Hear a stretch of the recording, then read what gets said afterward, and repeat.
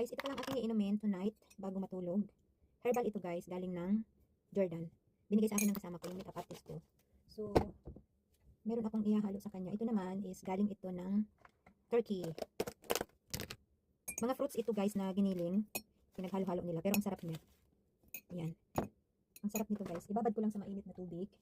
Tapos sasalain ko siya.